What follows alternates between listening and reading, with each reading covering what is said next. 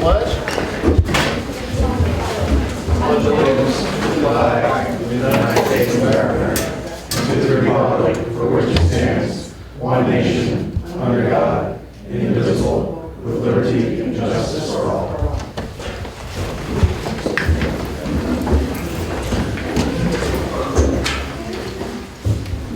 Good evening. Welcome to the Tuesday, April 5th, 2016 meeting of the Village of Rhinebeck Board of Trustees.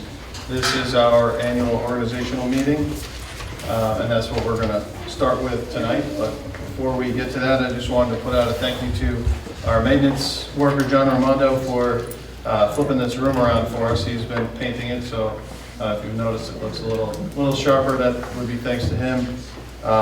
Thanks to our fire department for their cooperation and working with us and moving all the things around, all of their treasures that have been awarded over the years. And also our highway and wastewater departments lended us some manpower this afternoon to make this all happen.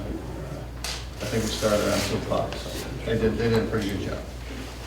So we're going to start with the swearing in of our most recently elected officials and one appointed official. So we're going to start with Trustee Scott Cruikshank. And we have Village Justice William Sanchez here to help us along.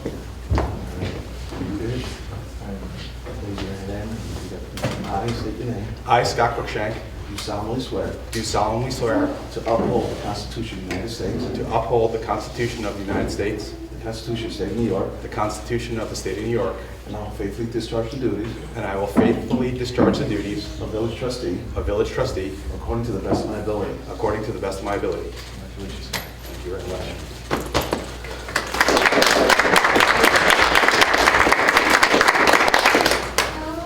Next, we have Village Trustee Gary Bassett.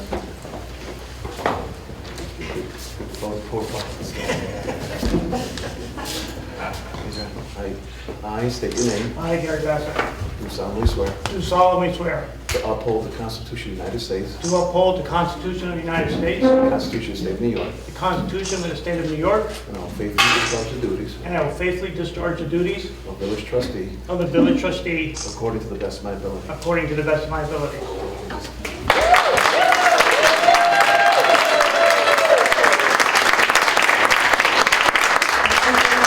I just want to take, I want to take 1 second to acknowledge some special people here tonight. First, I'd like to acknowledge my wife, Brenda,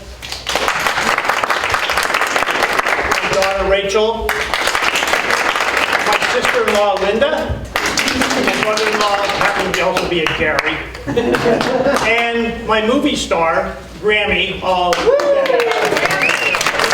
family, where could we be? Lastly, on our swearing in, we have Acting Justice John Keane.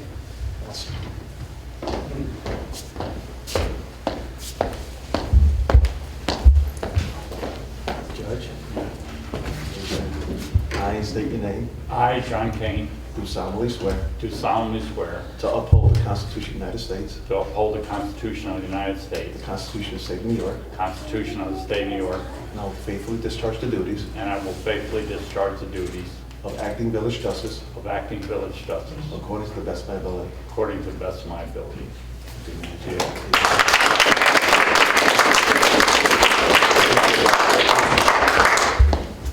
Thank you, Judge. Thanks everyone for your patience. We did have a slight delay in our start time and minor technical difficulty. I hope you all enjoyed the tour of the firehouse on your way up the steps over here. So now you know the emergency exit is also over there. In terms of our organizational meeting for fiscal year or official year 2016-17, got a big long list of items that I'm going to read through, critical information, appointments, etc. So our regular monthly meeting will be on the second Tuesday of the month at 7 o'clock here at the Village Hall, with an exception being the next organizational meeting, which will be the first Tuesday, April 4th of 2017 at 7 p.m. There will be no meeting on April 11th. Our meeting place, as I said, is here at Village Hall, 706 East Market Street. Our official depository is M&T Bank. Our official newspaper is the Poughkeepsie Journal. I, Heath Tortorella, am your mayor. Our deputy mayor is Howard Trout. Our clerk is Patricia Kuhn. Our deputy clerk is Christina Deneau. Our treasurer is Karen McLaughlin. Our attorney is McCabe Mack. Our assessors are the town of Rhinebeck assessors. Our building department liaison will be Howard Trout. Our code enforcement officer and building inspector is John Fenton. Our emergency management coordinator is Henry Campbell. Our engineer is Crawford and Associates. Our fire department liaison is Scott Cruikshank. Our fire chief here with us tonight, Kyle Amy. Our highway department liaison will be Gina Fox. I should mention that Gina is not with us tonight, but she is filling out the remainder of our board. She is our fifth member. She's traveling, so she was not sworn in tonight, but has already taken her oath of office, which started yesterday at noontime. I think that brings us to our highway department foreman, Michael Wolf. Our historian is the Rhinebeck Historical Society. New this year is our information technology liaison. That's going to be Gary Bassett. The Justice Court liaison will be me. Our elected justice is William Sanchez. Our acting justice is John Kane. Our court clerk is Patricia Jackalone. Our Panda Board liaison is Gina Fox. Our Panda Board community member is Judy Merritt. Our Parks and Recreation Committee liaison is me. Our Parks and Recreation Committee chair is Gabrielle Marsigliano. Our Planning Board liaison is Scott Cruikshank. Our Planning Board chair is David Miller. Our Planning Board member, which is a 5-year term appointed, is Mary Quinn. Our Planning, Zoning, and Building clerk is Karen McFarland. I am your Police Department liaison or police chief. Our police officer in charge is Sergeant Peter Dunn. Our Police Department clerk is Danielle Rector. Our Power Line Committee liaison will be Gary Bassett. Our Power Line Committee chair is Gentry Rouse. He was here, I think he left already. Our Registrar of Vital Statistics is the Town Clerk, John Gautier. Our Deputy Registrar of Vital Statistics is Deputy Town Clerk, Joan Winnie. Our Superintendent of Public Works and Codes Enforcement is John Fenton. Our Tax Collector is Patricia Kuhn. Our Assistant Tax Collectors are Christina Deneau and Karen McLaughlin. Our Thompson Mazzarella Park Committee liaison is Howard Trout. Our Tree Committee liaison will be Gina Fox. Our Tree Committee chair will remain Meg Crawford. I will be the liaison to Village Hall. Our Wastewater Department liaison will be Howard Trout. Our Chief Wastewater Plant Operator is Peter Ratchen. Our Water Department liaison is Gary Bassett. Our Chief Water Plant Operator is Thomas Walbank. I will be the liaison to the website. Our Zoning Board of Appeals liaison is Scott Cruikshank. Our Zoning Board of Appeals chair is Colton Johnson. And our Zoning Board member switching spots from an alternate to a full member is Judy Merritt. Our mileage allowance is correct? 54. 54. So we have our first correction, which will be made before it's posted out there, 54 cents per mile. And our authorized advance payment of claims will be for public utility services and postage. So can we skip over anything? I read through that. The mileage is adjusted annually on January 1st. Yes, it is. And right now it's 54 cents per mile. Okay. But I didn't miss anyone. I was reading down right for the record. No. So I'd like to make a motion to approve all the information included on this in this organizational meeting. Second. Any discussion? All those in favor? Aye. Aye. On top of that, we have an ongoing project with the town of shared services on the potential for sharing highway services. And I'd like to make a motion to appoint Bruce Washburn as the village resident liaison to that project. He wrote it, and I think he'll represent both the village and the town well in moving that project forward. Second. Discussion? All those in favor? Aye. Do we have a list of the policies, Pat? Like a master list of them?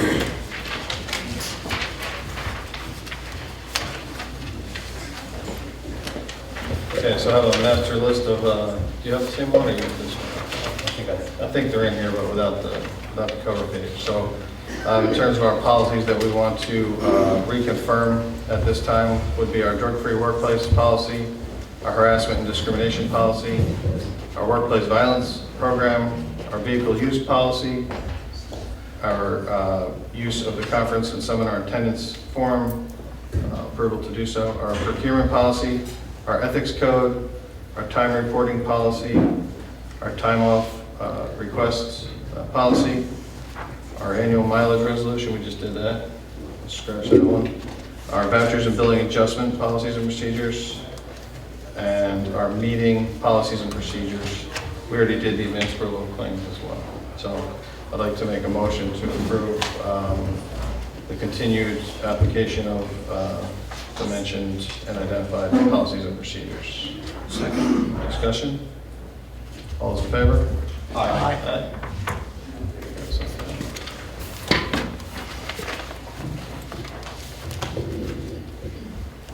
So before we move along into the meat of our meeting, I just want to give a little update on the tree situation. There was a lot of talk about it, a lot of excitement over the last couple of months. So Central Hudson is come and gone now on their 4-year cycle, and there were a total of 17 trees that were removed with the prior approval of the village board. An 18th tree that was initially considered for relocation was removed at the Lions Mini Park when it was determined that the tree would not survive the trimming or relocation. An additional 2 trees that were initially excluded from the list because they were located out of the village highway right away were removed at the direction of the homeowner in an agreement independently negotiated with Central Hudson. So that leaves a total of 20 of the originally identified 114 or so trees were removed by Central Hudson. So this round of their 4-year clearance cycle was completed, and I'd like to thank our tree commission, being Meg Crawford, the chair, James Marshall, Nick Monaco, and Walter Cotter, for their time and effort, and for proposing, particularly for proposing a plan that they consider to be the best plan, even though it may not have been the most popular one. I'd like to thank our highway department for their assistance in identifying tree issues on an ongoing basis throughout the village, and for their work in grinding the stumps of the trees that were removed, which they took care of pretty quickly. I'd like to thank Dodd Crane for assisting us in encouraging the community's participation, and Cecily Frazier for offering the dissenting opinion. We may not all be pleased with the outcome. Some wanted to see less trimming, some wanted to see more trimming, and some wanted to see more trees removed. Some were upset that their trees were not removed, but the process did yield a new power lines committee to look at the possibility of burying power lines, and also opened up a much larger discussion on the future of our trees and our streetscape. So there was some mention of the successes of some other Hudson Valley municipalities during this process, and particularly mentioned were New Paltz, Woodstock, and Saugerties. I know that Gary, at the candidate forum, you had mentioned that you reached out to a number of these communities, and I'd like to start with New Paltz, and maybe you can tell us a little bit about, who you talked to there and what their, what the success are that we might have missed out on that you heard about. Okay, so in New Paltz, I did speak to a village trustee. In fact, I don't remember his name now. I apologize for that. But they did have an extensive conversation with the utility company on the removal of the trees or the tree trimming process.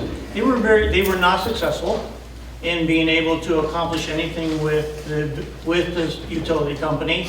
But they look forward to doing more with them in the future to be able to curb the amount of tree pruning process that takes place during that time.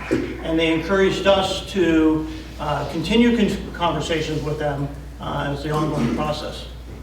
Okay. So I subsequently reached out to the Village of New Paltz Mayor, Tim Rogers, and he described their Central Hudson, their trimming process to be rather bizarre, was the word he used, in the Village of New Paltz. He explained to me that they had met with Central Hudson, but confirmed that the utility had right away, and the village, there was little they could do to stop the trimming. He then referred me to New Paltz Town Supervisor Neil Batez, who I also talked to. He is I don't know if he's a chair, but he's on the village tree committee. He's a village resident, serves as the town supervisor. And interestingly enough, he stated that his understanding was that Rhinebeck is something to shoot for when dealing with Central Hudson, and he heard that we had a really good working relationship with Central Hudson. And he felt that they had little luck so far, but after hearing about our success, he's scheduled a meeting with the Central Hudson Forester to see if they could model what we did here by opening the dialogue. So next, let's talk about Woodstock. Maybe you can tell us a little bit about what you found there. Woodstock too, I did speak to Mayor Woodstock. They had no success. And quite frankly, his term was, we stood at the top of the hill and waved our arms and were unsuccessful and gave in.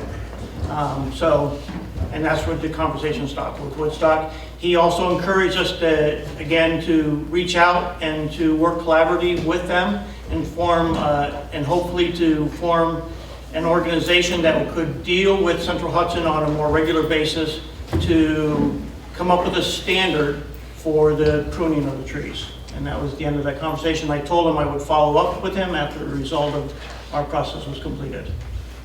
Okay, so that was the mayor of Woodstock. Yes. Okay. I could be wrong, but I don't believe there is a village or a mayor of Woodstock, but I did Could be wrong with speak. his title, yes. Okay, I'm I sorry. did speak with the town of Woodstock supervisor, Jeremy Wilbur. He described his town's relationship with Central Hudson as collaborative. He said they approached Central Hudson with a quiet voice, which at times included begging and pleading. I explained to him that the town of Woodstock was referenced in our discussion as a municipality that might have been more successful in negotiating with Central Hudson, and he responded that that is absolutely false. He explained that Central Hudson is regulated by the Public Service Commission and that there's little that a municipality can do beyond asking them to be careful and selective and accommodating as possible to our residents. He offered to share that same story with anybody, any of our constituents, if they'd like to call him. So, lastly, let's talk about Saugerties. So, Saugerties, I was not able to reach anybody on the board. I did talk with village residents and Central Hudson Utilities, Central Hudson members for Saugerties, and they said they were able to come forward with a plan that enabled them to obtain more trees and larger trees as part of their replanting, and they thought it was a very successful dialogue with the utility company, and we're pleased with the results that they had. okay.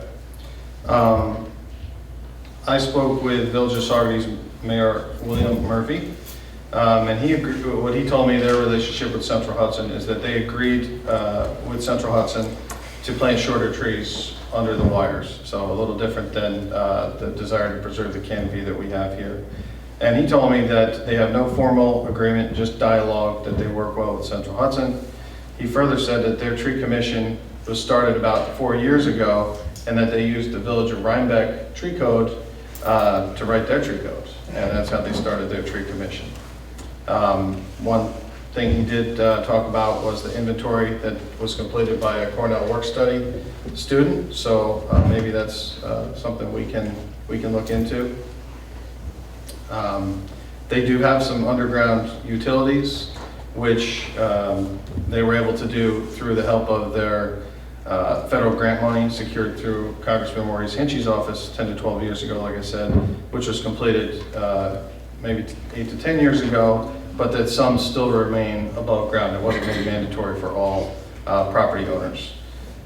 But they also had a partnership with the community, with the businesses, so the businesses could adopt a light post. They went through and put all new historic lights, and the village businesses purchased the light poles, and then they put a plaque on that said it was adopted by such. So, you guys got anything else on the trees? So I just want to give a little update about the perceived success of some of the other municipalities. We still got Joel. Joel, you're still here. So I know you were kind enough to record Gary's comments, and I got to review it time and time again. And you added something about how Saugerties stood strong, and you made a comment about this particular GOP-led board not being effective in dealing with the trees. And I just asked if you're gonna make such comments that you reflect the truth. This was not a GOP-led board. I am an NOP, I think you know that. So if you're not talking about myself as the leader of the board, you want to talk about the overall membership, the board at the time was 40% NOP, 20% Democrat, 20% Republican, and 20% independents. So again, I ask if you're going to make comments, please make them accurate.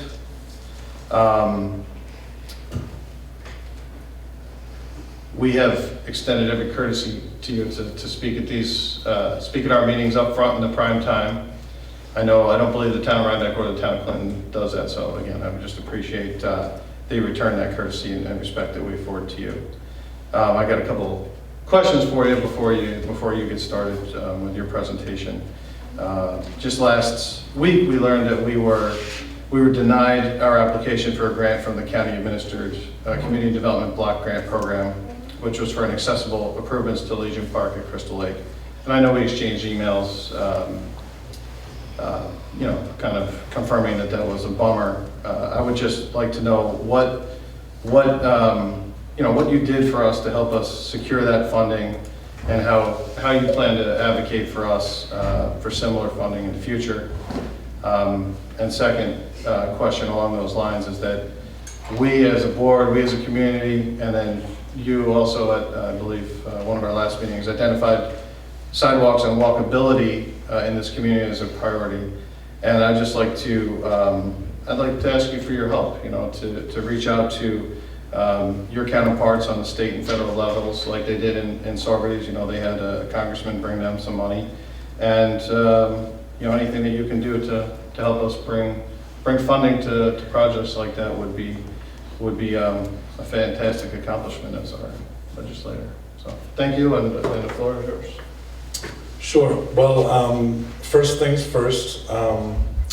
You're bringing up something that I put on Facebook, kind of a partisan. I would just say, if you're bringing that up, I appreciate the opportunity to be here, because the second Tuesday, usually it's on the second Tuesday, Right. as with Ed Haas, who was before me in this position. The second Tuesday is the Clinton Town Board meeting and the Rhinebeck Village Board meeting, almost simultaneous. So I appreciate the fact that you guys have continued that courtesy. If you're bringing up something that I put on Facebook about, don't kill me, but there would be a lot more money, and I've made this point, there would be so much more money for infrastructure in Northern Dutchess and the village of Rhinebeck and the town of Rhinebeck. There would be money from the county to help more with sidewalks and the stuff that you applied for with CDBG if we weren't wasting so much money, literally hundreds of millions of dollars in the criminal justice system. And I've made that point. You're bringing up something I put on Facebook. If you're going to bring that up, I have to say, to defend myself, if it walks like a duck, talks like a duck, it's a duck. The majority in the county legislature and the county executive certainly have worked with local public officials to do good things in the village and the town. That is true. However, there's a lot of good ideas that have been stifled, stymied, ignored, not even allowed onto the agenda for committee meetings. I mean, when I bring forth resolutions, and I even get a bunch of legislators to co-sponsor, they're not even allowed onto the agenda for committee day, nobody reports on it. So, you're bringing up stuff that I put on Facebook. I apologize if I, endorsed Gary and Gina, and I give a lot of credit, to everybody who got reelected. But if it walks like a duck, quacks like a duck. We're not talking about endorsements, we're just talking about. Well,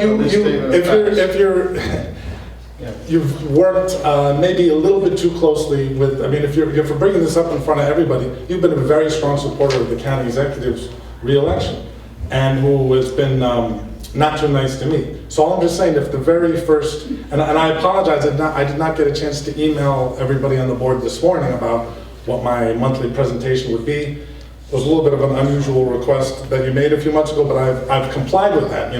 Joel, could you just let us know ahead of time what you're going to talk about? So I've complied with that for the last few months. I apologize, I didn't realize until I got here that there was going to be a whole full village board meeting and not just a swearing in. But I would have loved to advocate more for that CDBG money to been approved, but I was, I don't remember getting, I attended the event that, well, I can never remember if it's called Crystal Lake or Silver Lake. That's so stupid. So I attended that event, but I wish I could have been pulled in more. And frankly, what I've learned in 20 years of activism and 13 years in the county legislature is the squeaky wheel gets the grease. Moving forward, I wish I'd been included in that. Moving forward, there's nothing stopping us from doing, people of all parties doing a press conference or a forum about here's what, getting more media. And I know there was some media attention at that event, but A little bit, yeah. because every year there are so many good projects that are applications to the county planning department that get rejected. Particularly, there's the Hudson Valley Boy Scout Council applies for an inner city Boy Scout camp for $30,000, $40,000, $50,000, and that gets rejected, which is not exactly CDBG, but there's the county agency partnership grant program. There's about $1.5 million worth of requests, and only half of them are met. And there's so many. The Teen Geek program for Clinton and other libraries got rejected. So moving forward, I would say that let's think about possibly collaborating on a public event, press conference, rally. It's a lot harder for the power structure. The committee that makes those decisions and the county executive himself. It's a lot harder if that's why people pick on me, but I'm effective. I guess all we're asking is for your help to advocate for specifically, because we are Village of Rhinebeck here, we're asking for your help to advocate specifically for us to help us reach some of our priorities, primarily those that are going to take money from sources that other than the collection of village taxes that we don't have, meaning the sidewalk projects. If you can help us. And they're going to include me a little bit earlier in the process, so it's not like Absolutely. after. All right, so I can politely or impolitely, whatever you want me to do, be Or a maybe you can help us strong advocate. Maybe you can help us identify some funding sources that we're not aware of, or Well, one of my notes actually, Mr. Cruikshank made a comment about the sales tax revenue, and there's so many Republicans and Democrats all across the county on a local level, municipal officials, who have every right to be incredibly frustrated that you guys don't have the money. The city of Poughkeepsie's been killed, $2 million a year less. And just over the last couple of years, I think it was something like $100,000 less to the town of Rhinebeck, town of Clinton, and village of Rhinebeck, just in a 2-year period. And with the crazy, arbitrary, the Cuomo property tax cap, things are nuts. So sometimes they say anything worth doing is hard. It would not be easy to get the county sales tax revenue sharing formula changed. It would not be easy. But if you talk to any local elected municipal official, town board member, village board member, city council member, anywhere in the county, I don't think they're happy. And you guys do a good job working across party lines here. So one of my notes, I was going to quickly say that now, though. And it's interesting that here, you're explaining this to us, but a couple of weeks ago it was completely different. Now all of a sudden we work together across party lines. I don't want to get into the Joel. Listen, we're just reaching out for some help. We need some help. We need some revenue.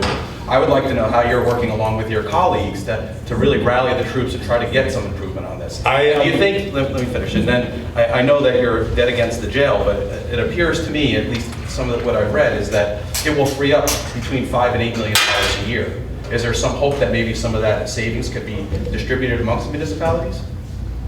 If that savings is material, but $9.8 million a year is $9.8 million a year is $9.8 million a year. There's something called bond anticipation notes. For the first 5 years, it's very cleverly funded, so it's like, 300,000 the first year, whatever, $1 million the second year, $2 million, and then starting year 5, boom, $9.8 million. But I'll just say, yeah, it's a done deal that the jail expansion is happening. We all know that. But without me lifting a teeny tiny finger, if you saw the Poughkeepsie Journal a couple days after that vote went on, Poughkeepsie Journal editorial said it's not a done deal because how big is it gonna be? And even the folks in the majority in the county legislature who voted for it, $192 million bond, $274 million after the bonds are all paid off.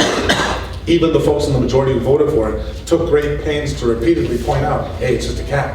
192 million is a cap. And even the county executive himself, to his credit, pointed out, well, maybe, you know, as John Penny in the Poughkeepsie Journal editorial, maybe they don't need to build the third floor, the 100 beds. So without me lifting a teeny tiny finger, because of 4 hours of testimony and 100, 200 people coming out, the debate is still on as to how big it's going to be. So yeah, I just would point out, there was another point that you brought up that there was a whole bunch of questions that I think I forgot to respond to one of them.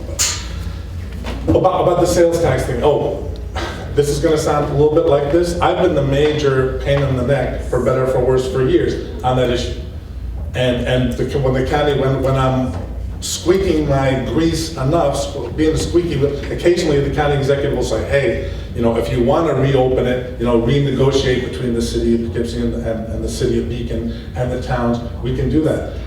I am convinced, if you want me to draft a letter, that's fine, or if you guys want to draft a letter about, please, I would go, I think you know this without me telling you, I would go through Aileen Rohr, the Hyde Park Town Supervisor. She's president of the Dutchess County Association of Supervisors and Mayors.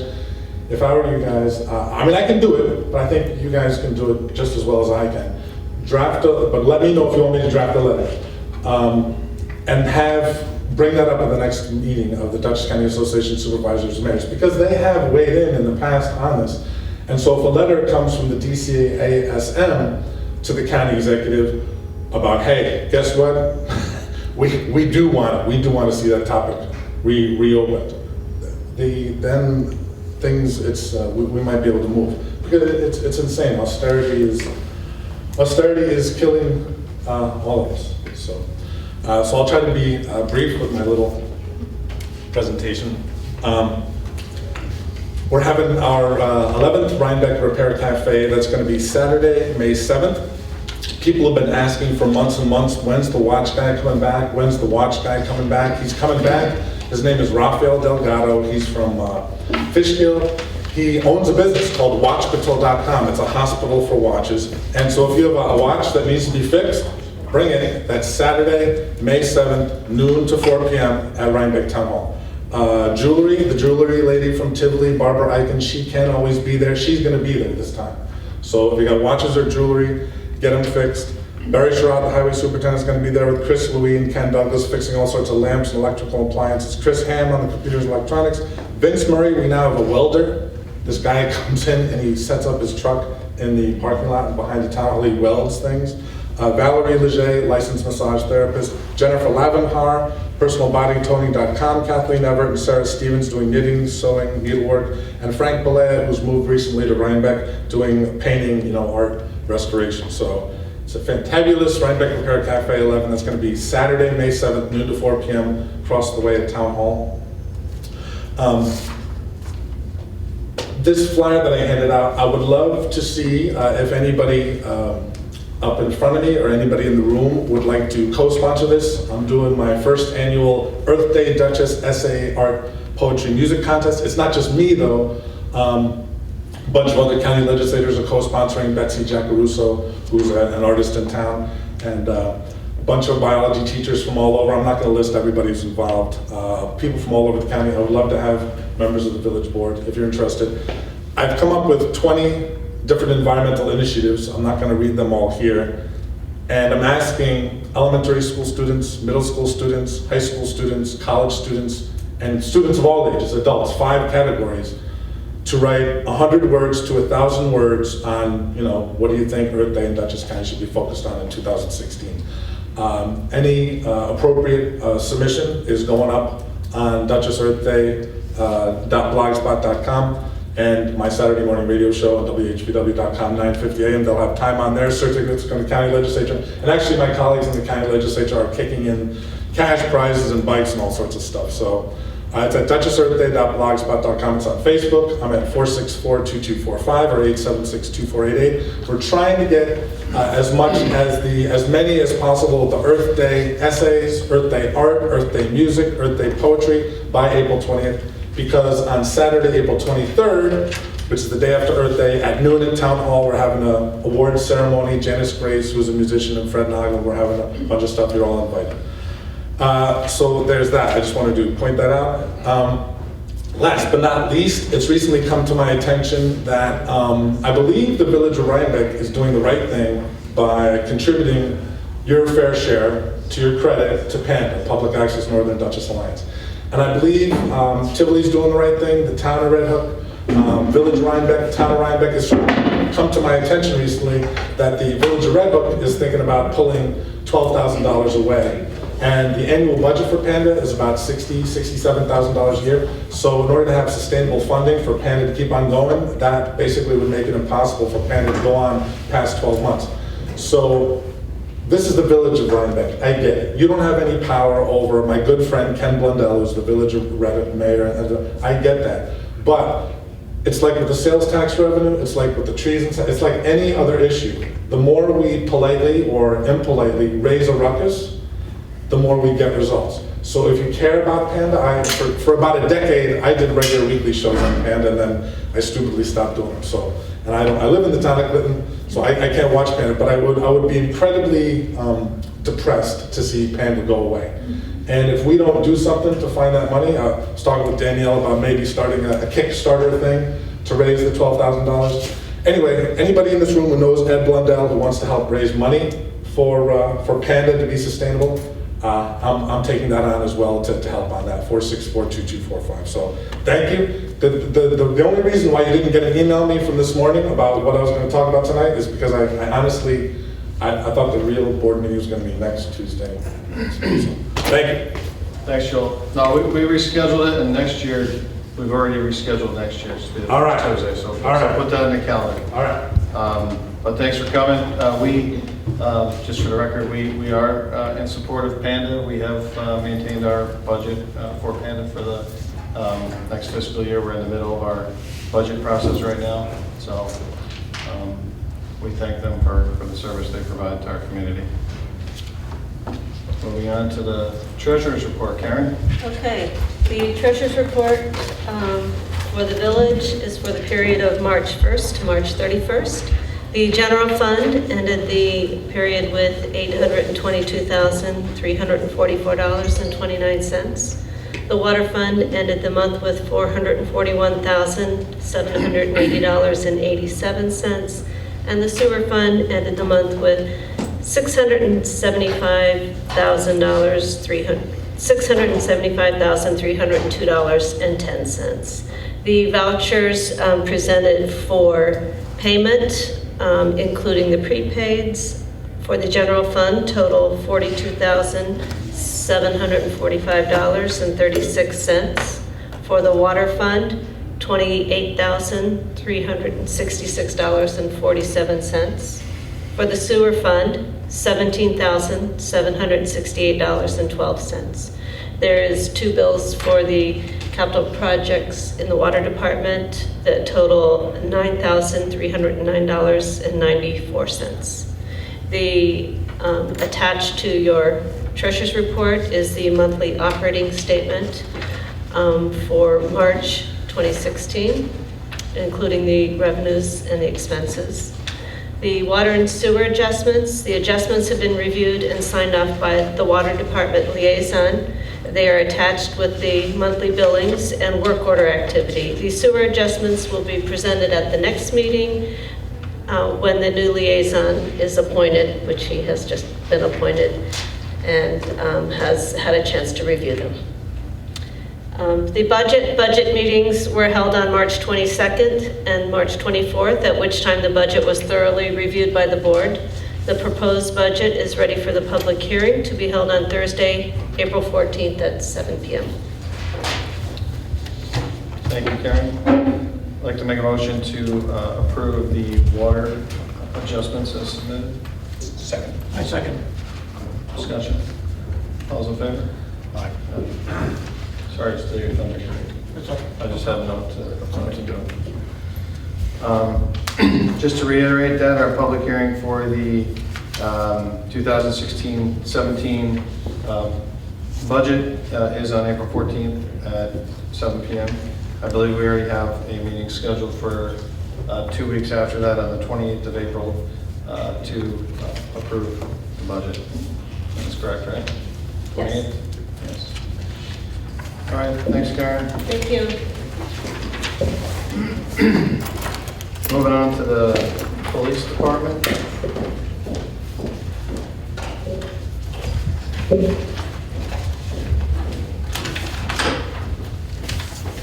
For the month of March, there were 29 incidents in the town, 85 incidents in the village, 14 tickets in the town, 63 tickets in the village, a total of 12 arrests and 8 motor vehicle accidents. I have 2 policies that require updating for the police department. One is for the patrol rifle policy, and the other is for the,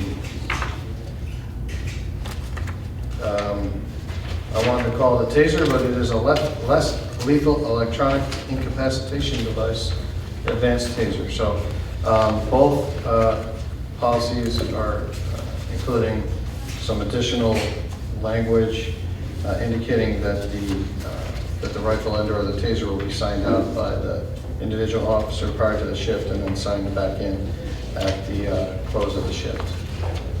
So I'd like to make a motion to approve those policy amendments as submitted. Second. Any discussion? All's in favor? Aye. All right. Fire department. The fire department report for the month of March. There were 24 fire calls in total, 12 in the town, 8 in the village, and the fire department provided mutual aid 4 other times. There were 49 EMS calls, 22 in the town, 21 in the village, and there were 5 motor vehicle accidents. There was also 1 motor vehicle accident in the town. The ambulance did not respond to 7 calls, therefore our response percentage was 85.41%. Our average response time was 7 minutes and 57 seconds. 5 officers of the fire department attended the Pinsky Law Group's Fire and EMS Law and Management Conference this past weekend. It was informative. It was an informative conference that offered a lot of material and insight on where the fire department needs to be in terms of policy and procedures and the village's responsibility with regard to the fire department. Over the next few months, the fire department, along with myself, will be working diligently to make sure the policies and procedures are up to date. And they just want to report again that everything is, the operations are going smoothly. Okay. Building, planning, zone. You got anything to say? Oh, Chief's over here, I don't know if you had anything to say. Everything's going great? Okay. okay. The planning board took in 2 sign applications and 3 site plan applications. 1 special permit site plan application and 2 applications for an area variance, and made copies. Our escrow account is $5,423 this time. Okay. Howie, you want to give one last shot at the street department? Sure. Okay. Closing out the month. Okay. The Oh, jobs, I'm sorry. Please. No, we didn't. Go ahead. jobs completed for the month of March are cleaned out the entire catch basins along Platt Avenue, North Parsonage Street, and South Street. The highway crew replaced 3 catch basins on Chestnut Street. Brush pickup was done on the north side. Gravel removal and guardrail removal were done at the Legion Park. Garage site clearing and organizing of the work area down at the garage was done. And mechanical work was done on all the equipment. That's it for the highway department. John Fenton, Superintendent of Public Works, is requesting the purchase of a utility trailer. I think we talked about this last month, Right. but we want to get 3 bids. He only, We have 2 now. I asked them to get an identical bid to this 9,900 weight one, so they were the same, but I don't think it's here. There's only 2. okay. We purchased a trailer last year from somebody in Hudson. We should try to reach out to them to get a bid too. Is that heavy haulers? Or is that a third one? I thought this one was from Hudson.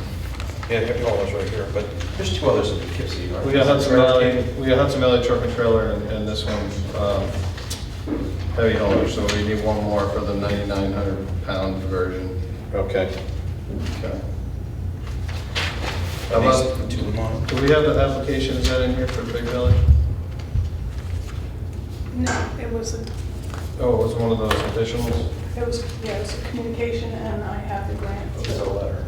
Yeah, well, we have a request, I mean, that will go in correspondence, but we've had a request to add Big Bellies on the north side of Montgomery Street by the Savings Bank or Montgomery Row. We've talked about it before, so we were considering an application to the Frost Fund. Again, they had purchased some of them in the past, and we're considering another application for 1 to 2 more. So, is it ready to go? I just need to have the board's Okay. approval to submit. So, Are we going to talk about this letter in correspondence, or do you want to talk about it now that you talked about the Big Bellies? I mean, it's related to the Big Bellies, so. No, I would just say that, can someone get back to Piper? I've responded to Oh, you it, did? yeah, Okay. so we've had a. Just let her know that it's not in the budget, it's not something we just Right. necessarily pull the trigger on at Yep. her request. We'd certainly take or appreciate donations, especially since it would be in close proximity to her properties. Right. But then otherwise, we'd be looking for grants. Right. To cover the cost. So the double units, which has one side for compacting trash and one side for compacting mixed recyclable material, is $5,000 to $6,000. Yeah, around there. So we are going to apply again. So I'll make the motion to submit the grant application to the Frost Fund, similar to what was done in the past. Second. Discussion? Yeah, so that would be for 2 separate units or for one? Each unit Yeah. costs around $6,000, $6,500 So what's a unit? $6,410 Yeah, approximately. for the two, for the garbage and the recycling. The discussion was for one of each. Yeah, well, it's side by side. Side by Instead of the side. triple wide one, it'd be double Right. wide, but 2 compactors. Right. Which is the last 2, 3? The last? The last 3 we purchased were double ones. Yes. But my question is, are we looking for one set of double I was going to apply to see if I can too. for 2 more sets? So, So let's go over this one more time. yeah, We need 2 units in 2 separate places. And it will have trash on one side, and it'll have commingled recyclables on the other. right. And that cost for 1 unit is, Approximately, I haven't gotten a quote yet, $6,400. okay, so we're looking at $12,000. Right. Dollars that we, okay. Correct, And we currently have 7? correct. Around 7 area. Yes. 7 units. The original group was a triple unit that had separate glass and Paper, yes. Yes. But those get commingled when we recycle them anyway, so we went to the double with the compactor. Double compactor. Right. Solar compactor. And I'd like, just like everybody to know that we've saved money over the years. We've eliminated the weekend trash pickup. So because of these compactors, we can pick up the garbage on Friday. All weekend, it doesn't get filled up, and the guys in the highway department pick them up on Monday morning. Okay, Okay. so all those in favor of... Wait, just one second. So I'm still, for clarity, are we going for 2 double Yes. units or 1 double unit? Yes. 2 double Two units. double units. Yeah. Who seconded the motion? Al? Right. Thank you. So all those in favor of submitting a grant application for 2 double compactor, Big Belly solar units? To the tune of about $13,000. Correct. One more question. So is there a risk of going in high and getting totally rejected? I don't know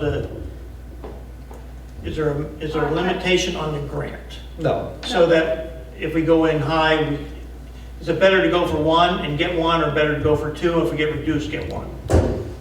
In other words, We can can we get explain- approved? We can explain we want the 2, and for the price of each one, each double one, and we'd be happy.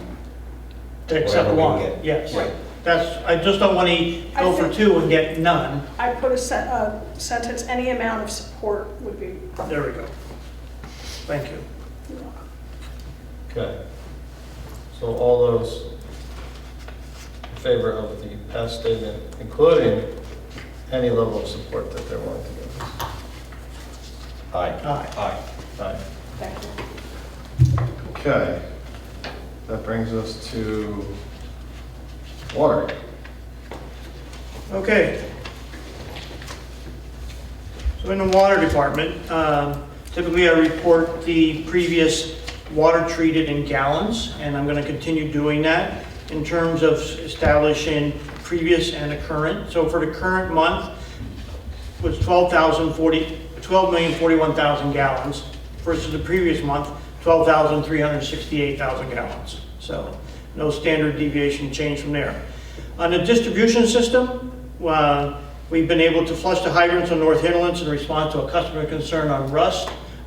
We went out and tested that at an outside faucet and determined that it was low at 3 parts per million and the customer was okay.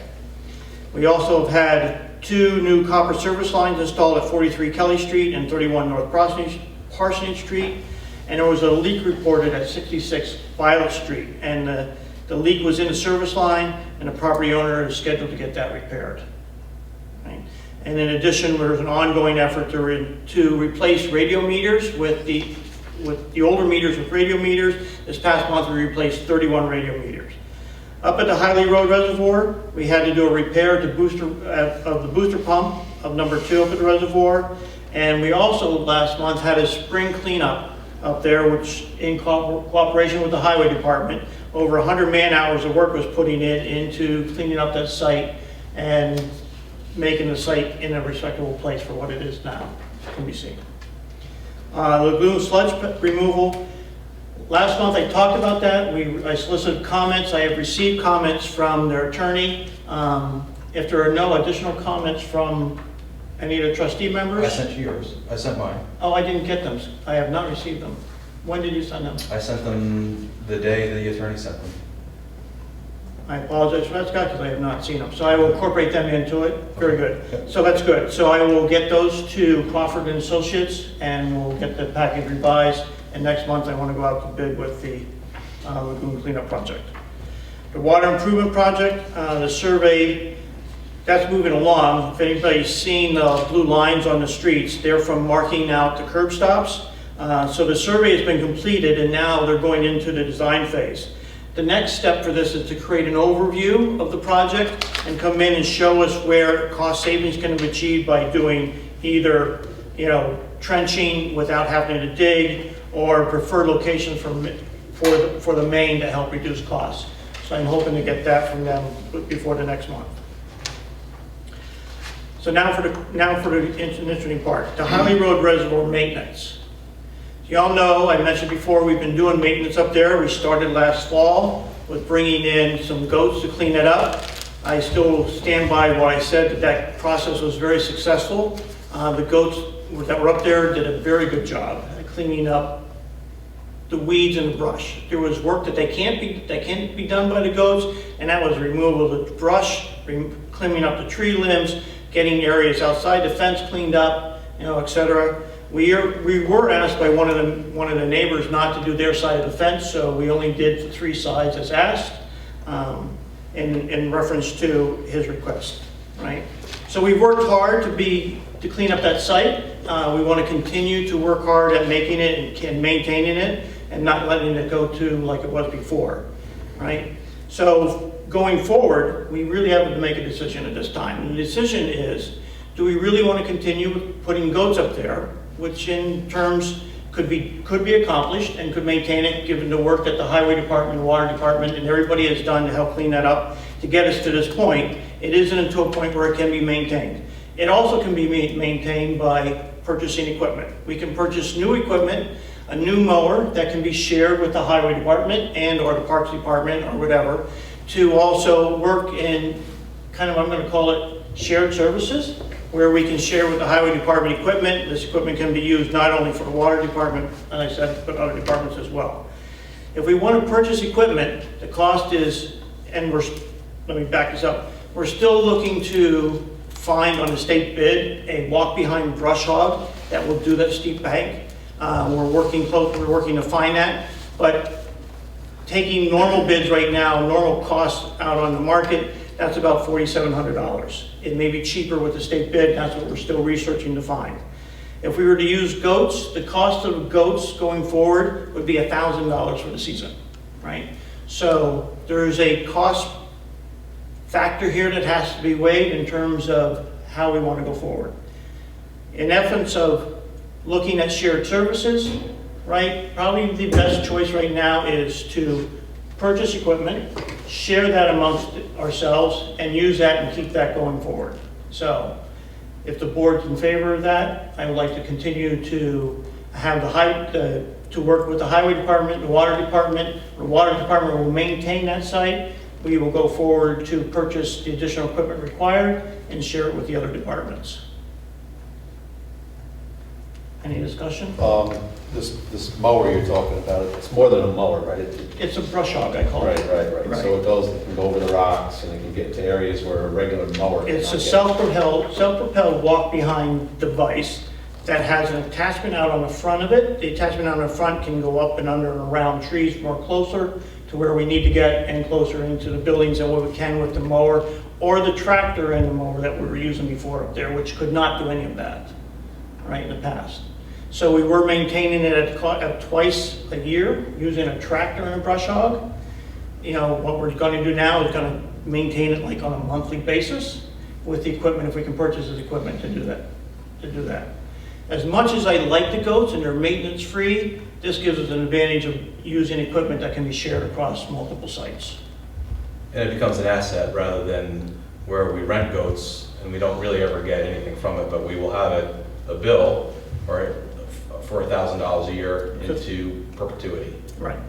So when we agreed, right, that the labor, there is no additional labor because we do have a labor force within the water department to provide the labor to operate the mower. And we also have a trailer, right, that we would be able to move around. So, Yeah. so you would agree with what I proposed to you earlier today? Right. So, yeah, and the labor, we've paid for the labor. It's going to cost us, 4 man days a month, maybe, if we can do it on a monthly basis to do that. If we can do it twice a month, that's 4 man days, which that effort will be put towards maintaining, which we will lose. But as you mentioned, it could be used for shared services with the highway department, the sewer department, or wherever. So I'm in favor of sharing that resource around. And if you did the goats, you're saying it's $1,000 for the whole summer? It's $1,000 for the season, and the season is roughly 6 months. So from the start of the growing period to the end of the growing period, they would not be there. If we use the goats, it would not be there for the winter months. And they would not require shelter. To bring everybody up to speed, our shelter was in the last windstorm we had on Sunday.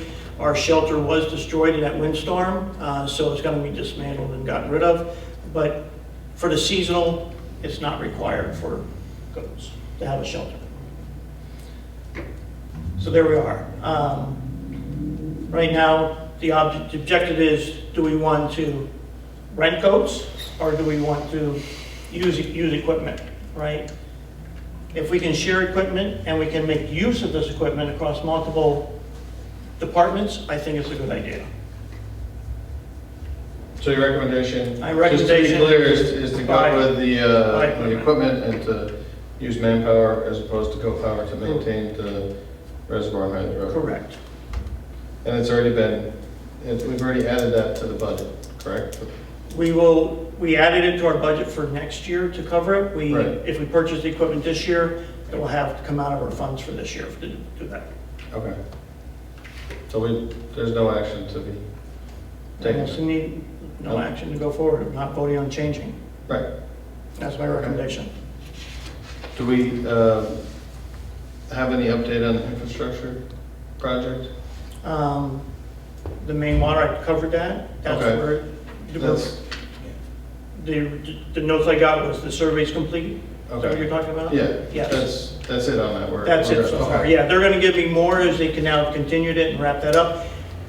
So they're compiling data, and that's what's going on. Okay. I was thinking, Gary, you know, do you think that we could get Stantec to supply us with a report every month? They are. I've already talked to them about doing Can they send that to us? Because it'd be good for us to start to prepare. I mean, I know that the background is that the whole goal is to have the construction documents ready to go out to bid at the beginning of December. Yep. And be able to bid throughout the winter. And then hopefully, you know, with funding in place, we'll be able to start construction, or, you know, in March sometime, weather dependent. So, but it would be good for us to hear, you know, from them what they've done and what their plan is to do in the next month, so that we can actually prepare ourselves. Exactly what I've asked Troy to do is come into us when he has the, what he's calling the overview, to come in and present it to us. Okay.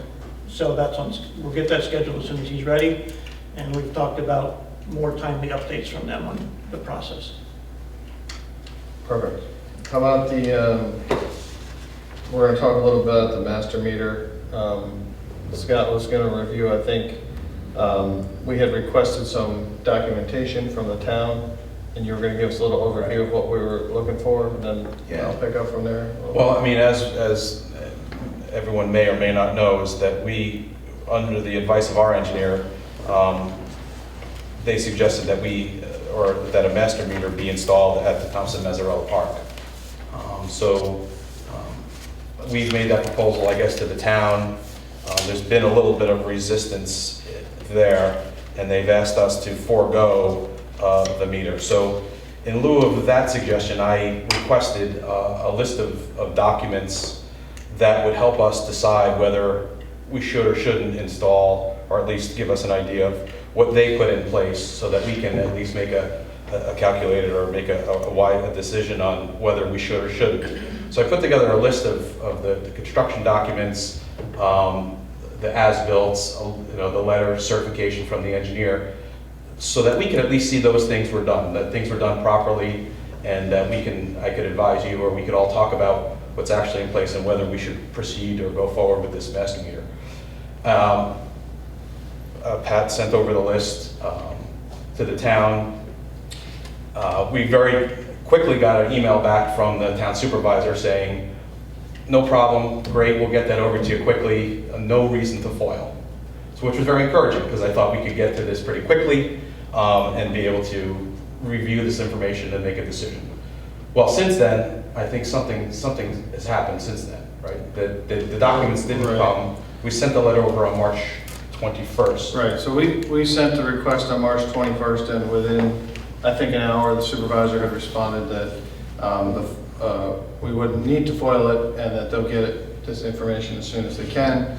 And then subsequently on March 30th, we got a letter from the town indicating that they will advise us on April 26th whether they will deny or grant the request, and what information they may or may not provide to us. So the problem, other than the supervisor agreeing to provide the information, and then the town clerk, or the town clerk denying the FOIL request, is that by FOIL law you have 5 days to respond, and the town did not respond within 5 days. So that would leave, when they don't respond, that is essentially counts as a denial, even though they told us after the fact. So that would put us in a situation where if we wanted those documents, we would have to sue the town, and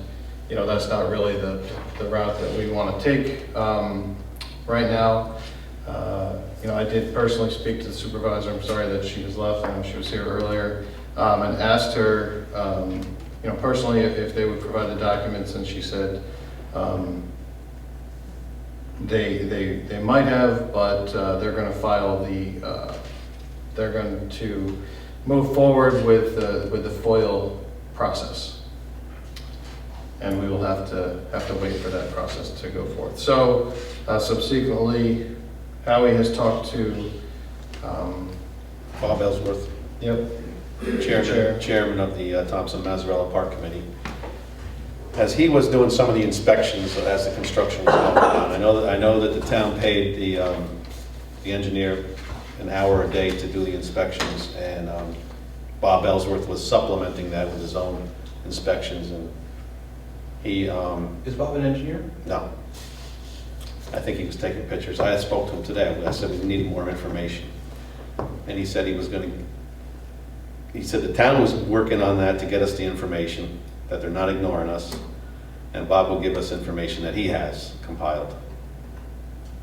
So, Because, did you say that on the 26th, they'll advise us whether or not they're going to provide the information or not? It's not as if we're getting the information on the 26th. They'll Right. give us a decision on the 26th. They will advise the Village of Rhinebeck no later than 26 whether the town will deny the request or grant the request in whole or in part. They will provide as necessary the reason or reasons for any denial or inability to grant the request. So, I should note that the Department of Health approved the plan. It's been in the works since before the first of the year with the drawing, so they approved the plan on Friday. The master meter pit plans are ready to go. The biggest issue is the cost and cooperation from the town. That would certainly help us to make an informed decision if we were provided with that information. So as it currently stands, we reached out to the low bidder. They're willing to still honor the price that they bid, and that was, we had a recommendation to approve the bid on February 4th, but we were trying to work with the town, but now we're 2 months out, and we wanted to be sure that it was still, if we were prepared to proceed, the bidder was still prepared to do so, which they are. So we will, right now, we will forge ahead. Scott, maybe you can explain to everybody why it's important to have this meter pit because of the line, the line coming off the main Well, trunk line. it's an 8-inch line that runs off of our 14-inch trunk line, so it's a large amount of money, water that would pass through this feeder. And from what I understand, there's multiple taps at the end. There's going to be multiple users from the park to the library to the garden club to all the different users up there. So it's a way for us to be able to measure. There'll be 2 sets of meters. There'll be small mini meters at each of the users' end, and then there will be a master meter at the street. And so we'll be able to match those numbers, the amount of gallons that pass through the master meter, we'll be able to match those numbers to the numbers that are on the smaller mini meters at the end. And if there's a difference between the two, we'll be able to determine whether there's any types of leaks. So if I've asked for these documents so that at least we know that they went through the correct processes and procedures to make the installations, that the inspections were done, air tests were done, compaction was done, so that there might be an opportunity there that if we can get a certification that everything was installed per the plans and specifications, and the engineer, inspected and photographed and can document that, there might be a way that we can look beyond that. But I think at this point, it sounds as if there wasn't any inspections, or at least by anyone with the correct background. Is there a way that these tests can be done? Well, it's much more difficult when the lines are buried. What happens? They're probably charged at this point. I mean, They're full of water. we're talking like a pressure test, so can a Air pressure... tests, 48 hours. Can a pressure test be installed, can it be done now or not? But it goes The way beyond the that as pressure- well. It goes beyond the compaction of the fill, the Yeah, that's test the of all the installation, joints. that's the installation process. Like- So it's a litany of things, Gary. And if all of those things are in place, we can maybe make a determination. Can we go back and do an air test? It's possible. But can you go back and certify that all the connections, all the joints were made or done properly? Yeah, one's installation, I agree. The second is, is there leakage? So, Well, no, one determines the other. If it's not installed properly, it probably leaks. but And then we also are talking about what... 10 years down the road from now, can we do a pressure test as well? That's my question. Well, what I'm talking about is, how about other things where if the ground wasn't properly compacted, and then over time it settles, and so every joint becomes a weak point. That's what I'm saying, can we find that out by doing a pressure test? Well, why can't we get these things? It's a new construction project that should be documented. This information should be readily available. And just to be clear, the recommendation of the water department of Heinz Sauer, who, was overseeing the project at the time, and our engineer, the assumption was that all of these checkpoints were hit in the construction of the project, and that the master meter was still a requirement to protect the water system as a whole, because if we had a break, an undetected break on the 8-inch line, it could put the entire system and all of the users in jeopardy rather quickly. So all of the professionals that have advised us have told us that the meter was a requirement from the beginning. And that's, but we're looking at $55,000 to a park project that is struggling as it is. And that's why I'm just saying, Right. we're past that point. It unfortunately didn't get installed. So are there any alternative measures we can take going forward after getting these results? Let's assume. Right, I wanna I would assume say that let's we're gonna try to get this results. information first, and then if it doesn't exist or the information is not what we would hope it to be, then we can start to look at options. I think that's good. Okay. Just a note, I know it's back up on highway, but the West Market Street drainage improvement, that's due to, the bids were received and they're being reviewed by our engineer, and we expect that bid to be awarded on the 14th at our public hearing for the budget. So that project is on track as well. From there, we'll go to wastewater. Wastewater, okay. Wastewater treated was 3.782 million gallons. Gallons of sludge processed was 41,000 gallons. Pounds of sludge processed was 5,192 pounds. I'd just like to make a note here that John Ramondo, who works here in this building here, built some noise boxes for the blower units over there by the wastewater treatment facility. We had some concerns, some residents in, was it the Gardens or was it? The Woods. The Woods, okay. The Woods had said that these were making a lot of noise last summer, so John Ramondo built a noise box to cover the blower units, and hopefully that'll alleviate some of the noise over there. That's it for the wastewater department report. Give us a little update on the headworks, it's in there too. Yes. This is from John Fenton. This is a Headworks Improvement Project Status Report. As of date, I have received a total of 14 construction reports from Crawford & Associates on the progress of the Headworks Improvement Project. Presently, the project is at an 80% completion rating and is forecasted to be completed by April 15th, 2016, a couple weeks. Presently, the contractors are wrapping up on the electric work. The biggest hold up is the metal work for the stairs, as the fabrication appears to be slow, providing the drawings. Below is a list of all the items that need to be completed: gutters and downspout installs, repair of a soffit, painting of structural steel, metal stairway renovation, electric, fire caulking of all penetrations, filling all unused openings, exterior crane and passage doors. Attached to this letter is a projected weekly completion schedule from the contractor. I will inform you immediately if there's any deviation from this letter. And this is from John Fenton, the Superintendent of Public Works. So this project should be completed in a couple weeks, So they're at 80% though. right now. According to the schedule, 6 days, Howie, they'll be done. Yeah, well, this letter's dated March 31st. Right. Okay. We're getting there. Yes. So our committees. We have,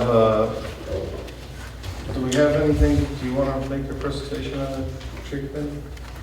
You want me to highlight the report? Sure, highlights. Okay, highlights. Well, most of this report concerns the Central Hudson tree takedowns, so we've already talked about that. I'd like to note that there's a fundraising going on of a group that's called Park Plant a Rhinebeck tree to replace some of the trees that were felled. They would like to basically plant bigger trees that would create a canopy a little quicker than if we wait for the smaller trees to develop over the years. There's a Tree City, Rhinebeck, we have become a Tree City for, I believe it's the 5th year. So the Tree City Award and Celebration in Albany, Wednesday, March 30th. And we'd like to thank Pat Kuhn for getting all the details together in order to submit that. And we also like to thank Cecily Frazier and James for working on that too. Let's see, they're meeting right now downstairs, it says here. Next meeting is April 5th, which is right now.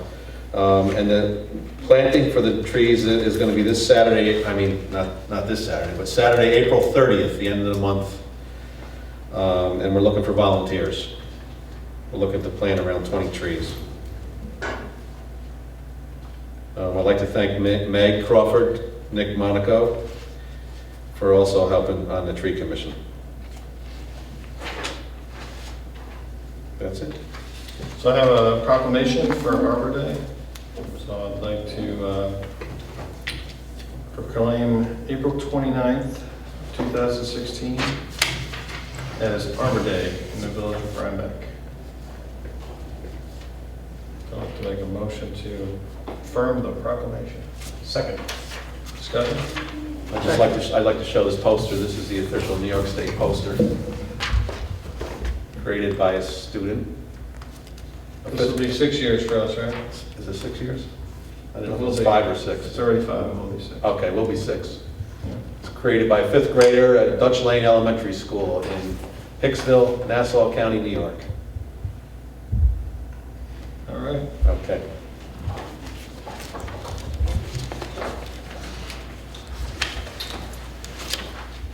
Probably not, so Parks and Rec. Obviously, we didn't get the grant we hoped, but we have been using some of our own labor to make the initial improvements down there. They removed the galvanized guardrail that was across the front of the park.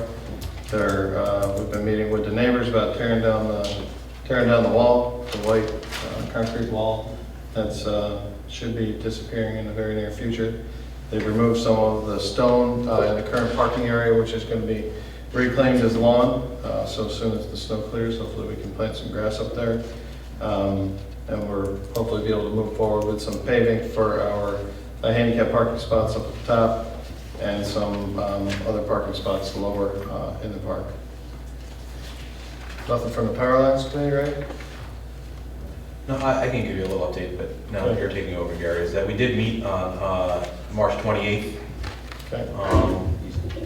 He didn't know that. No, I didn't know that. Well, I thought you, okay. So yeah, Not informed of that. it was just my first and going to be it was my first meeting with them. So they had reconvened after being apart for, I don't know, 8 months or so.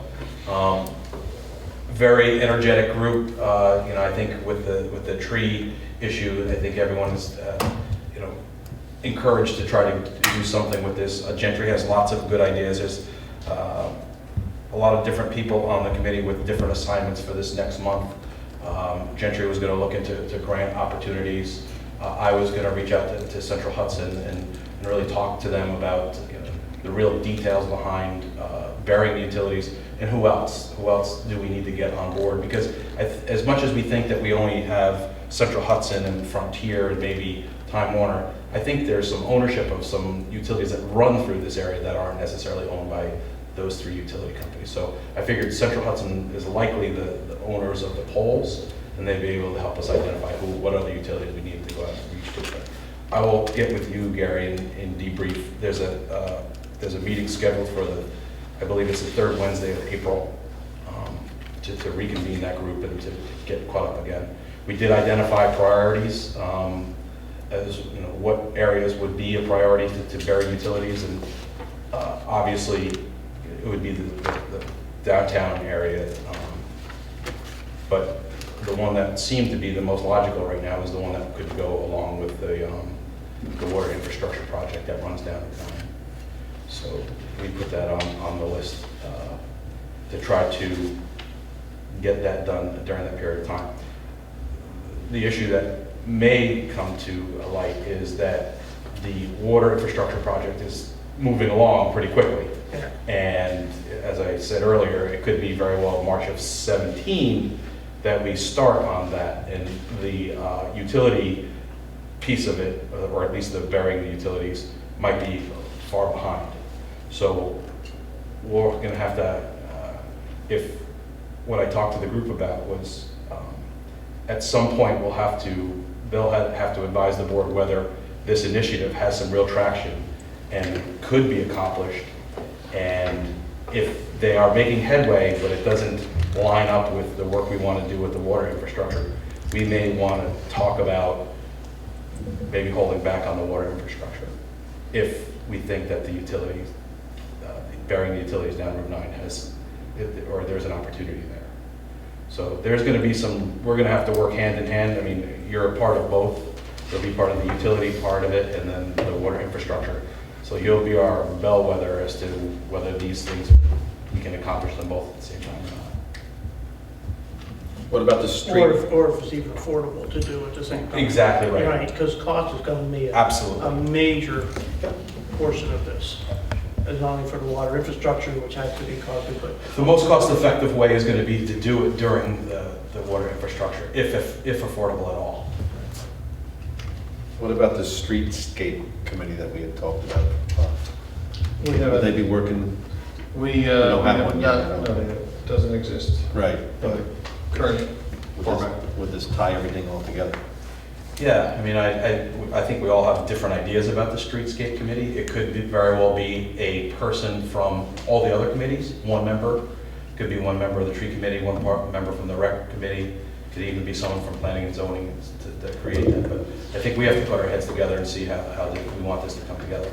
I agree, because that was a great idea that came out of the community to want to be able to formulate that to talk about, as well as sidewalks, power lines, and trees and Underground. everything. So, And we need a little information from this committee and before we can bring it all together, right?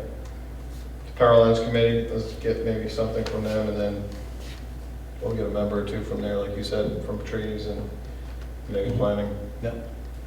and then we'll create another committee. Okay. Sound good? yeah, I think we should.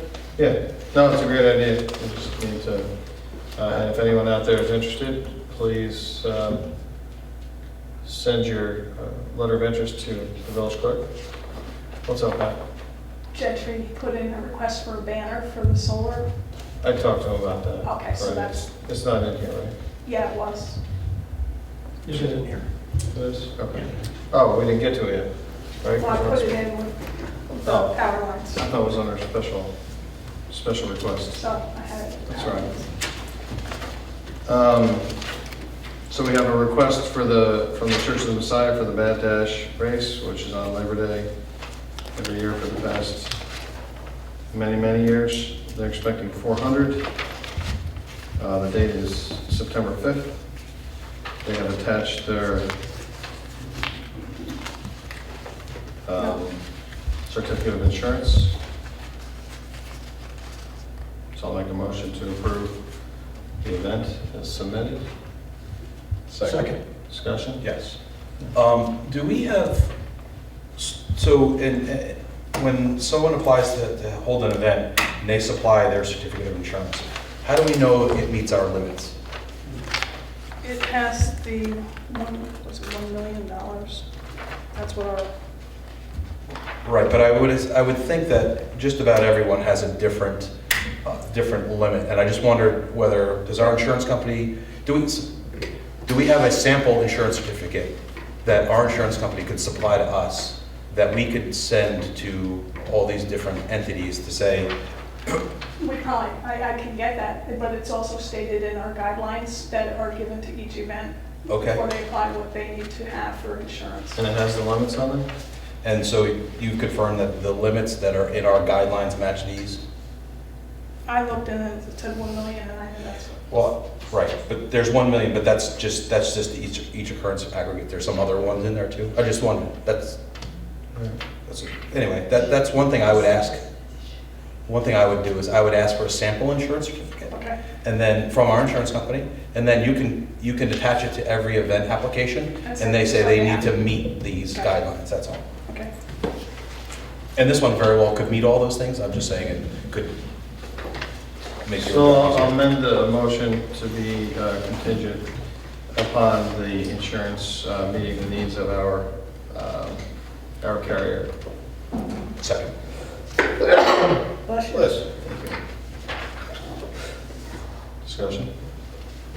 All's in favor? Aye. Bless you. We have a peddling permit for the ice cream truck, same as it has been in the past. Everything's in line with this one. That's been approved by the Fire and police. fire and police. I'll make a motion to approve this peddling permit as submitted. Second. Discussion? I also, if you remember from last year, there was a question about the noise of the music, and I brought that up to him when he brought the application in, and he said he would make sure that he complied with what the guidelines were from last year. Turns the truck off when he's parked. Correct. All's in favor? Aye. We have a request from the Rhinebeck Lions Club to do their coin drop, the Journey for Sight, on May 7th and 8th. For the typical two locations, one in front of M&T Bank and one in front of House Tickles. Okay, 7 to 4, so I'll make a motion to approve that request as submitted. Second. Discussion?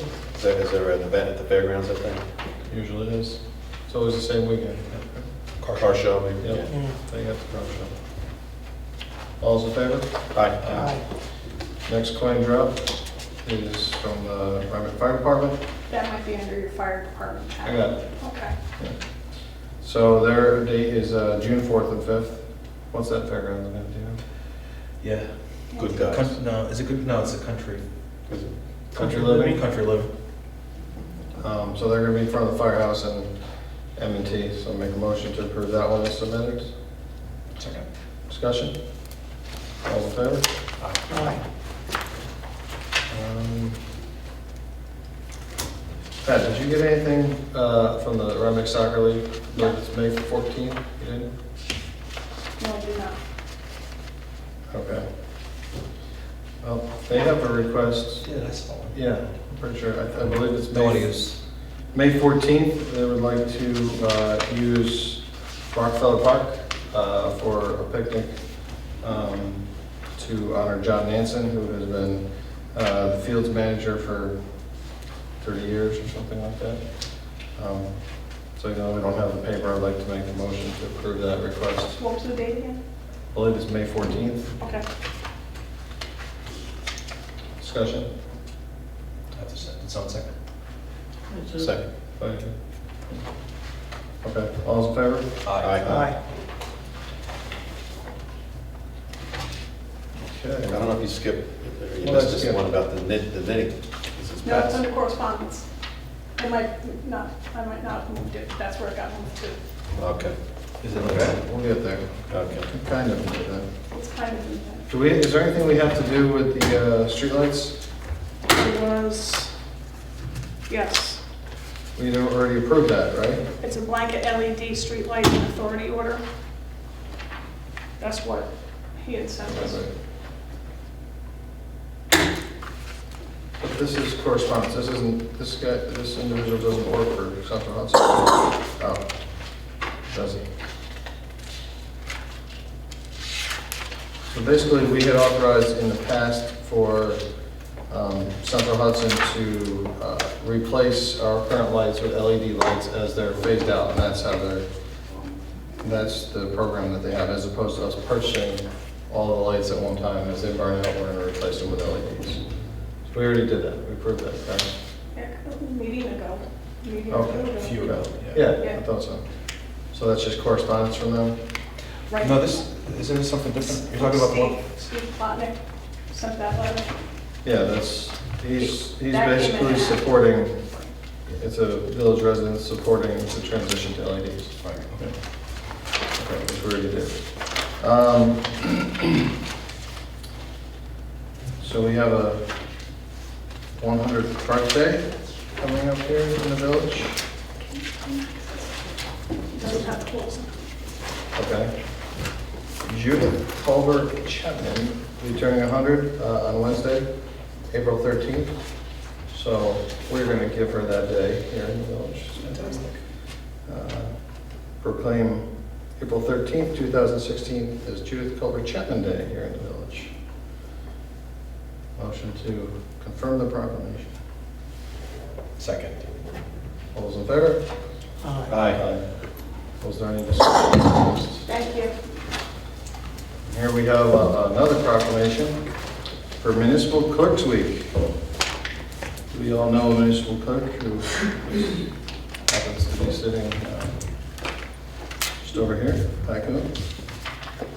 So we would like to proclaim May 1st through May 7th as Municipal Clerks Week in the Village of Rhinebeck. Second. Discussion. Does that mean Pat gets the whole week off with pay? She gets, no one could celebrate with her if she wasn't here. Yeah, okay. She gets ice cream. Come in and take some of Pat's candy for Clerks Week. She'll have extra for you, food favorites. Please do. So all those in favor? Aye. Aye. Okay, we have minutes approval. Those should have all come out via email. So I'd like to make a motion to approve the following minutes, all in 2016, January 26th, February 9th, this is an amendment, February 16th, March 3rd, March 8th, March 22nd, and March 24th. Most of those are budget workshops. Do I have a second? Second. Discussion. All those in favor? Aye. Okay.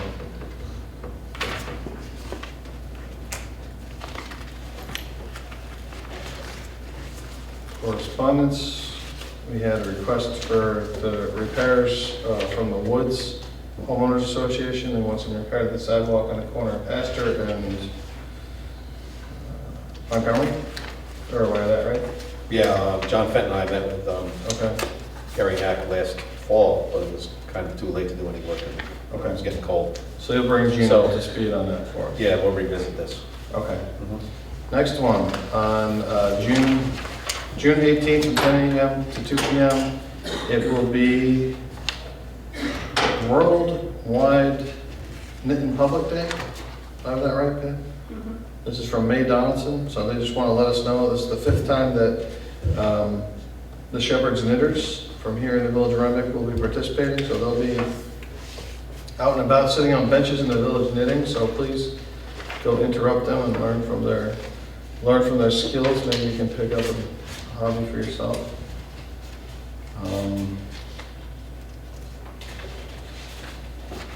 Good.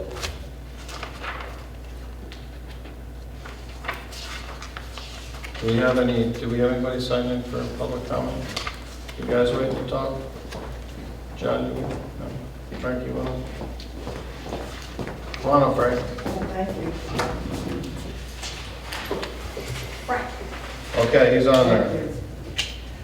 Just to remind you, this is not just for you, Frank. 3 minutes. Yes, it's in, we formally adopted it last time, it's been a 3 room, but minutes. yes, it's in the, just reconfirmed. 3 minutes. Right. I think 3 I need minutes. 2. Okay, you have the floor. You guys, I didn't hear a motion on goats. There's no action on the goats, there's no goats. Oh, so you don't have to make a motion for that? Not to use the goats? Yeah. No. No? No. Okay. Just a suggestion, I'm a small business owner, so you were talking about the insurance. You may want to add the village as an additional payee. It's usually what I'm contracted to do. It's a suggestion. Yeah, we're added as an additional. insured. Yeah. Yeah. You know, I was going to talk about a lot of things, but I went and I saw Willie for 15 minutes. And, you know, he said, "Hey, Frank, I heard you almost got arrested the last time you were here." And I said, "Yeah." And he said, you know, that person spoke to me in great length, and I looked at him square in the eye and said, you must have wronged Frank in such a way that he actually stood up for himself. And whatever Frank did, you must have deserved it. Now, you know, I look at Willie as a man full of integrity. I mean, that guy is. That's what he said to me. And I really appreciate that you're not going to bring up those goats. Thanks. I mean, that was just a nice, wise choice. Thank you. Really. I'm concerned, though, Gary, that you still you think it's a good idea. I didn't realize you've been having them from the beginning of the year to the end of the year. I mean, to think that these animals could be defecating feces and urine almost 100 times a day where our drinking water is, it just, I don't know, it goes against my own common sense. It really does. And knowing that 9 out of the 10 families didn't want it, that you could even think about wanting to do that, I'd ask you, sir, would you want 20 or 30 goats next to you? I mean, honestly, can you answer me that? Do you want me to take up part of your 3 minutes, Frank? I would love to hear that. All right, so it's not 20 to 30 goats. It was 3 goats for 6 months. Gary, End of discussion. when you brought 30 goats into our neighborhood, would you have wanted those 30 goats next to you? Would you? Honestly. To do what they did? No. I would, yes. To live next to you, Gary. That's what I'm asking you. Do you want your neighbor to bring 30 goats and put that tent up in their front yard next to your home? Frank, we've been over and over this. I'm We've just answered answering these the questions rules. 1,000 times. Thank you. No, So- thank you. I just wanted to ask that because I think any decent human being knows the answer to that. Can I just say something? Sure. You're misinforming the public here, since you're on TV. Yeah. You're saying that the goats are defecating and Up to 100 times a day. in the water supply, but that's not. No, I didn't say Well, you in said the- you said it in was the drinking area. water, that it's going into the drinking, basically, you It said. could be. I said it could be. So that's not true, so we just want to make You sure can't- everybody knows that. I don't know if it is or not, Howie. I don't. I don't know if there's any Just so leaks everybody up knows, there. it's an enclosed structure. It is an enclosed Okay, structure. that's all I just wanted to say. They're not going in You're right. in the You're right. reservoir, you know, doing all this I stuff. don't know who's walking up there or who's walking inside that tank, because there's a ladder going into that tank, Howie. I don't know who's doing Have them go that. to the tank, there's a cover on it. No, there's a staircase that actually leads No, inside of the tank. No, there's not. But anyways, I just wanted to make that clear. No, I'm not here to I- argue or. no, Yeah. I Just be factual, understand. Frank. Yeah. Just be factual. Thank you. Well, I'll leave my comments then. I'm gonna leave all my comments. I am factual.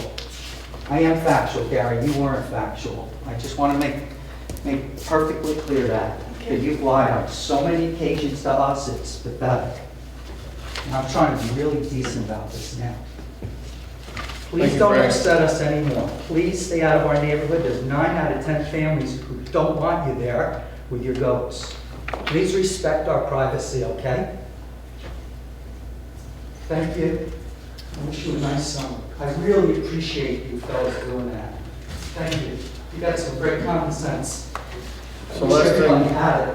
Last thing in our personnel Thank you. section, we have 2 requests for vacation buyouts. We have one from Tom Walbank requesting buyout of 120 hours of accumulated leave. And Pat, you've confirmed he has those hours? Yes, he does. Okay. So I'd like to make a motion to approve the buyout as requested. Second? Discussion. All's in favor? Aye. Second request is from Pat Coon for 140 hours. Pat, have you confirmed that you have 140 hours? Yes, I have. Yes, okay. So, Right over 300. okay. So I'll make the motion to approve the buyout as requested. Second. Discussion? All's in favor? Aye.